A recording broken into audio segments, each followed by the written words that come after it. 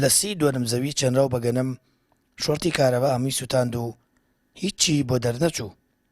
پاش کۆتایاتنی ئاگرەکە و سوتانی تەواوی گەنمەکەی سپاسی خوا دەکات بەو تاقیکردنەوەی بەسەری کردووەتەوە.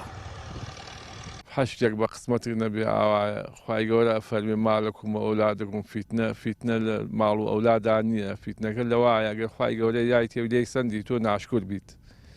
من سپاسی خوا ئەکەم، من کاتێک هەبوو هیچم نەبوو، خوانێ بڕێ ساسیارم هەیە و ماڵم هەیە و ئەمانە قەدەرێکە خوای گەورە سپاسێکم مەمنونی من پارەکە تو ئەم کاتە تووشی نەخۆشی سەرەتان بوو، نەخۆشی خستخانەی وا یەک دەرزی 10 دەفتەر مەدا چاک بوومەوە. سپاس بۆ خوایسا چاک بوومە تۆ خوای گەورە ئەمەی هەر حیز نییە.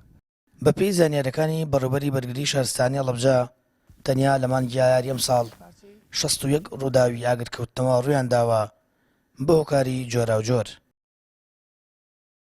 لە 1/1/2025ەوە تا 1/5/2025 ئێمە 23 ڕووداوی ئاگرمان هەبووە.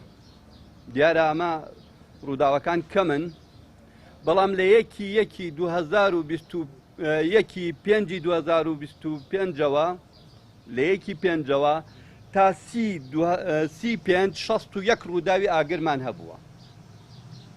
بەراورد تەماشاکە تقریبەن زیاد لە 50 ڕووداوی ئاگرمان زیاتر هەیە لە ماوەی 4 مانگ بۆ 1 مانگ. عومەری مامنامیق دەڵێت شۆرتی کارەبا ڕنج و ماندووبوونی ساڵێکی سوتاند بە شێوەیەک 9 ملیۆن دیناری تەنیا بە ئیجاری زەویەکەی داوە.